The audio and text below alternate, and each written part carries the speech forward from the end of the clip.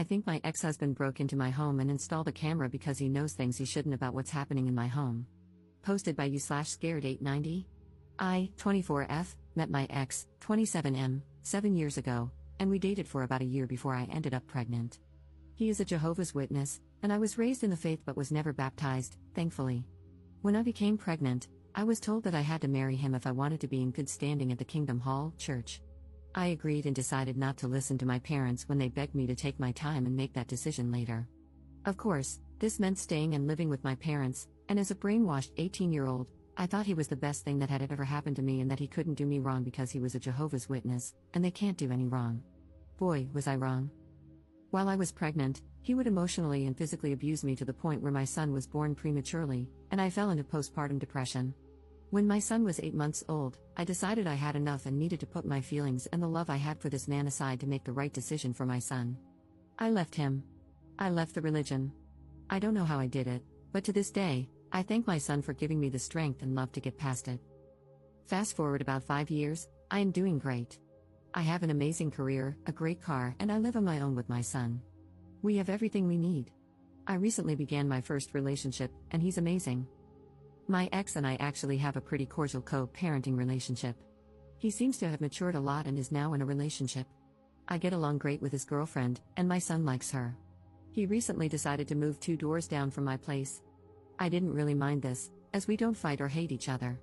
I actually saw it as a good thing since he would be closer to our son and could be more involved in school. Last week, I walked into my apartment and discovered that someone had broken in. However, they didn't take anything at all. A few things were moved around. It seemed like they were looking for something and gave up. The first person that popped into my head was my son's father. I have been living here for years and never had any issues. I actually live in front of the police station, so unless someone entered through the back, they would have been seen. I filed a police report and left it at that. Now, this is where it gets weird, and my suspicions seem to be proving themselves right.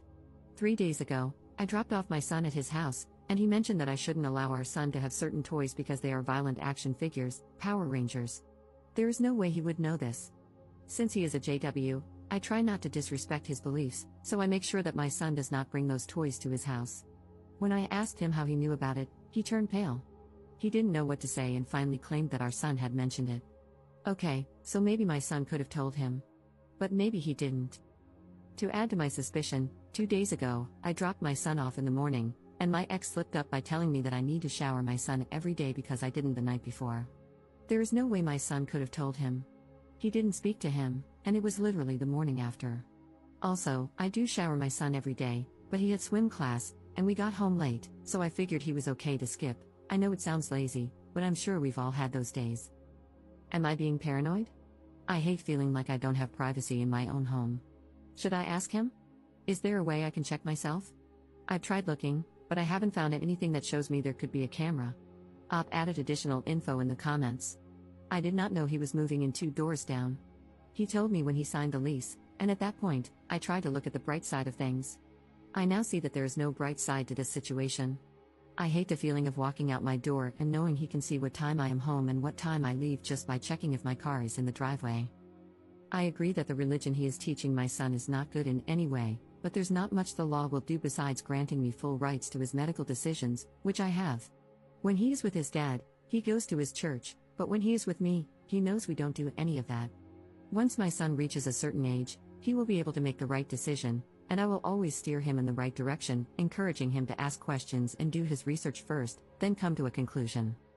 We have shared custody, but I make the medical decisions.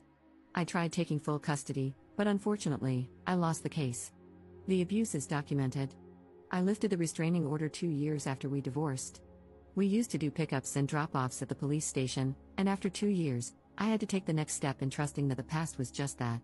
I did not want my son asking me why he gets dropped off in a police station parking lot. I did see a therapist, mostly for the way the religion had a hold on me. I was also suffering from postpartum depression, so a whole lot of things were discussed. I don't think I was ever able to fully recover. It was so bad that my mind physiologically blocked my memories of those years, which is something my therapist warned me about. Although it's good that I don't recall certain things, it also makes me vulnerable, just like it did in this situation. Certain things definitely trigger it, like specific songs or going back to that town. I should also mention that my son's father was diagnosed with bipolar disorder. I would not be shocked if there is a camera in my apartment. I am gathering all the advice from this thread and will have to tactfully make a plan to search for it without making it obvious. Commenter. I'm a former JW2. Do you think it's possible that he's trying to figure out if you're sleeping with your boyfriend, so that your ex would then be biblically free to remarry? Ops response. We are already divorced. The elders told him not to sign it because that would mean he can't remarry. I took it to court, and after showing all my police reports and pictures of abuse, they granted the divorce. I do see your point. On his end, he is not free to remarry. This could be why he is doing this. However, he is out of luck because I do not have my boyfriend stay over. I always go to his place when my child is with his father, especially now that he lives so close. It's weird. Update 1 month later. I have been lurking in the sub for the past week, and I am so happy I found this. I really wish I had known about this years ago when I left the congregation. It would have made the pain less and the loneliness not as bad. When I left the organization, I had no friends and no encouragement, and I almost convinced myself multiple times to go back, but I was able to get through it. I wanted to share my story with you, but first, I'll give a little background on my past. I pretty much grew up as a witness and never got baptized. I met my son's father when I was about 18, and I ended up pregnant a couple of months after that. The elders pretty much forced marriage on me. As soon as we moved in together, he was abusive. It was horrible. He would physically abuse me, knowing I was pregnant with his son. It got so bad that I would literally urinate on myself because of how scared I was of him. The last time he laid his hands on me was when I was 6.5 months pregnant. I remember he barged into the bathroom since he knew I was calling the cops, and when he opened the door, he hit my belly, and I went straight into the tub. They had to perform an emergency C-section. While I was under anesthesia, he even signed a paper stating that I would refuse a blood transfusion, and since he was my husband, it was his decision to make. Thankfully, I had great doctors, and my son and I were healthy and made it through. I remember the elders coming to visit me while I was still in the hospital. I remember them telling me that I needed to work harder at putting Jehovah first in our marriage because, without him, our marriage would fail. A few months later, I left him and left the organization. I went to therapy for my postpartum depression, and I was able to psychologically block those memories, although sometimes certain things trigger them, and it all comes back. It's insane how the mind works. I have a great relationship with my parents. They never shunned me, and they always looked after my son and me. I know they are brainwashed, but I know deep down my father realizes I made the right decision. After all this mess, I think he's starting to open his eyes a little. The link below is my first post, and below that, I copied and pasted my update. I don't know why they locked my post. I was at work, and when I checked, it was automatically locked. I did receive some good advice on there, but it's different when it comes from people who know what you grew up in and understand just how much mind control plays a big role in everything when it comes to JW. I would also like some advice on how to handle these elders. They keep calling my parents and begging them to reason with me. I assume this is going to reflect poorly on them, and we all know how much they hate that. Also, please keep in mind that my parents, although witnesses, have my best interests at heart. My father sat me down and told me that no matter what, he will stand by my decision and fully support me in going through with these charges. I just wish they didn't have to deal with all this harassment. Update. First and foremost, thank you for all your suggestions and messages regarding the steps I should take. So much has happened over the past 7 days, I will try to explain without making this too long. I'll start with last week, Wednesday. After reading all the comments, I decided to purchase a spy finder from Amazon. I figured it would put my mind at ease and finally allow me to feel comfortable in my own home. I paid for 2-day delivery and planned out how I would use it without being obvious. Since I knew the only way to do this was with my son's father in front of me, I decided to tell him I needed to discuss a new schedule I wanted to follow. Friday, we decided to meet up for ice cream with our son. I gave my boyfriend a spare key so he could go inside and see if the spy detector worked. Our meeting lasted about 40 minutes until I finally got the okay from my boyfriend, and I wrapped up the conversation. When I got into my car, I called my boyfriend, and he told me I needed to drop my son off at my mom's and head over to my place.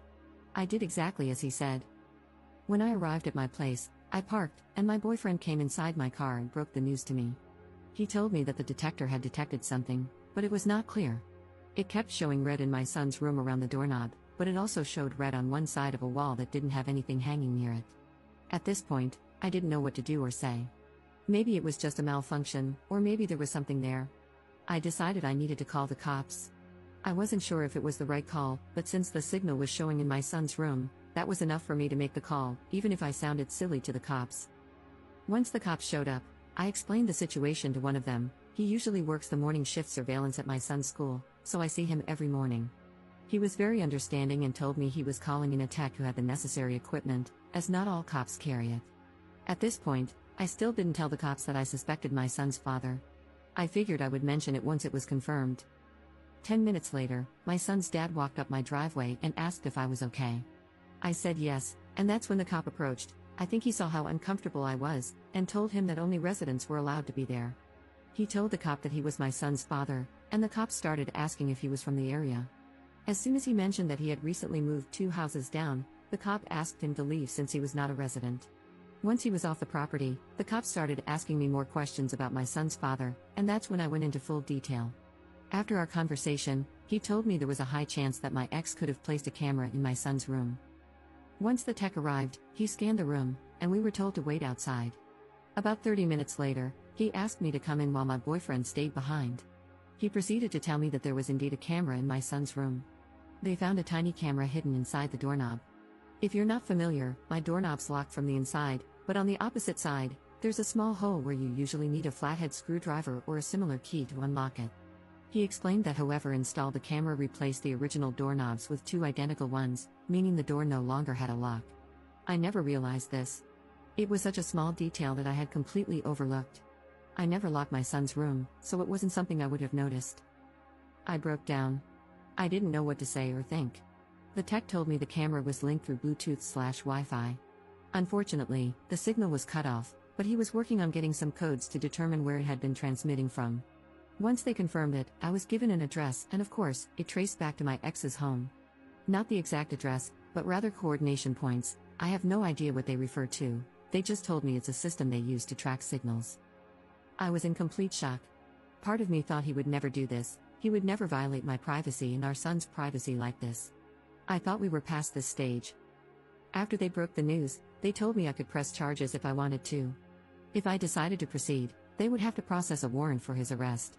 It was the hardest decision I had to make, but I told them yes. They explained that the best thing for me to do was to stay at a relative's or friend's house until the situation was resolved, as it could be dangerous for me to remain so close to him. I didn't understand why they couldn't take him in then and there, but I agreed and packed a bag. I decided to stay at my parents' house. It was close to my job, and it was a place where my son felt comfortable. I did not hear from my ex at all on Saturday. I know I mentioned in my previous post that my parents and ex are Jehovah's Witnesses, which plays a big part in this whole story. Sunday night, my parents had plans, and I stayed behind with my son. I heard a knock on the door. I looked, and to my surprise, it was 2 elders. I guess you can call them pastors for those not familiar with the term. These were the same men who told me not to call the cops when my ex would get physical. They were also the same men who had watched me grow up since I was 3. I decided to open the door, and they asked to come in. Since my brother was in the other room, I felt a little more at ease speaking with them. As soon as they started taking the Bible out, I told them I did not feel comfortable with that and that if they had anything to say, it should be through a conversation and not through the Bible. They agreed and started explaining the consequences my ex is facing in the Kingdom Hall for what he has done. They also told me that my ex was taken down to the station Sunday morning but that he had confessed everything to them on Saturday. To make it short, they begged me to drop the charges and kept telling me to think about my son, to consider how he would feel knowing his dad is facing these charges. They kept saying over and over that Jehovah does not condemn his behavior and that sometimes the organization can work things out internally. I told them I would not drop the charges. What he did was violate my privacy, and while I was happy they would work it out within their religion, I would handle my end through the law. They proceeded to tell me that they have lawyers who can back up my ex and that if this is the route I choose, I should make sure I am covered as well. They also said the reason he put a camera in my son's room was because he wants custody, arguing that it's not fair for him to miss out on eternal life and that my ex could save my son. Crazy, yes, I know. I don't know what he was trying to find by putting a camera in my son's room, because I have absolutely nothing to hide, and my son is very well taken care of. I asked them to leave, and they did. When I told my dad what happened and what they had said to me, he called one of the elders and pretty much went off on him. I hope it doesn't ruin his reputation since I know this religion means the world to him, but at the same time, I also hope this might open his eyes. This is all such a nightmare for me. I don't know what to do. Deep down, I do not want to press charges because he is my son's father. I don't want this to ruin his record or for my son to grow up and find out I placed his dad in jail over this. I also know what it's like to be brainwashed and under mind control. On the other hand, I feel like he needs to learn his lesson.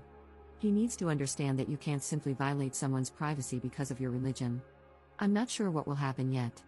Last I heard, he was out on bail and has a court date, which I will need to attend as well. At that time, I can decide whether to drop the charges if I want to. I also received a court date from family court, as he is seeking full custody. He filed about a month ago, so this is something he has been planning.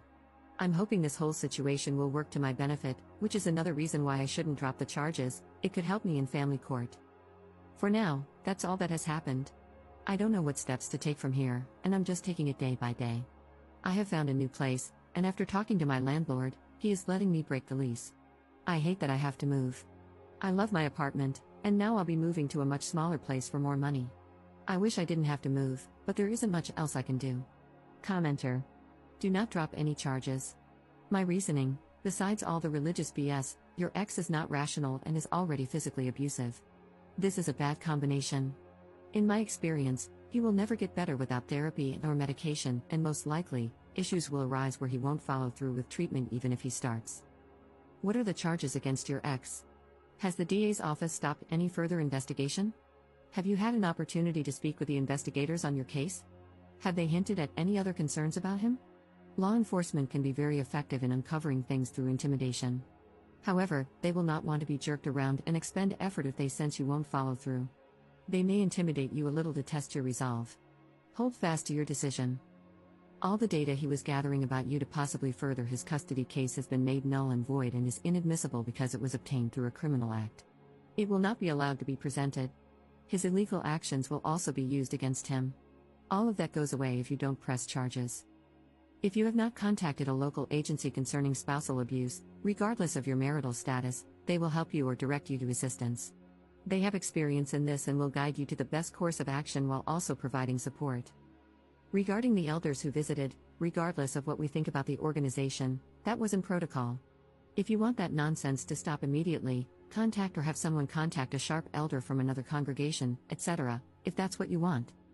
These things that are happening to you are not unique to the organization. They happen everywhere, frequently. Because of that, there are many resources available. Please make use of them. I hope you remain safe and that everything works out for the best. Ops response. I actually went to the court today to file a restraining order, and they gave me a temporary one until the court date, where the judge will decide whether to make it permanent. I also went to the station to ask for more information about what was going on. They couldn't tell me much besides the fact that even if I drop the charges, the state is also pressing charges. Apparently, they take this matter very seriously since it happened in a child's room. They told me that someone would be in contact with me, but I should get a lawyer, as it's not recommended to handle this alone due to the many complexities I might not understand or that may require professional advice. I asked them what they did with the evidence, and they told me they have it and cannot release it to anyone since it is now in municipal custody. I am looking into lawyers and have scheduled a few consultations for tomorrow. My court date for custody is at the end of November, so I am hoping the other court date for the camera issue is scheduled before that, so I can have more evidence to prove that he is not suitable for custody. However, I feel that just having those charges pending and him being out on bail should be enough for the judge to grant me full custody, which I am now seeking. We currently have shared custody, but after this, I want full custody. Commenter. This sounds like really strange behavior from the elders, almost like they have a vested interest in having the charges dropped. Now why might that be? If your ex is going for full custody, he would have sought the assistance of the elders. Maybe the elders suggested he put in a spy camera, or maybe they knew someone who had expertise in this. If the charges aren't dropped, the facts might come out. I don't know if you are aware, but the organization has a printed guide for JWs involved in custody cases. If the elders are calling your parents, get them to ask the elders whether your ex had specifically admitted to breaking in and installing the spy cam, and if there was anyone else involved. When the elders told you that he would be dealt with in the congregation, did they spell out what they would do? Do not drop any charges, especially for the sake of your son. Ops response. One of the elders is actually my ex's uncle, which makes it a conflict of interest.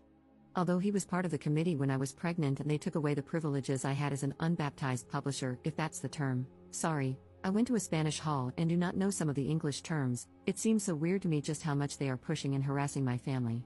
It's almost as if something else is happening that they are afraid of. They told me that they are still going through their process, but that this could lead to him being reprimanded. What's the term for when you're not shunned but are pointed out as bad association? Is it censured? Not sure, but he won't get shunned, just a slap on the wrist.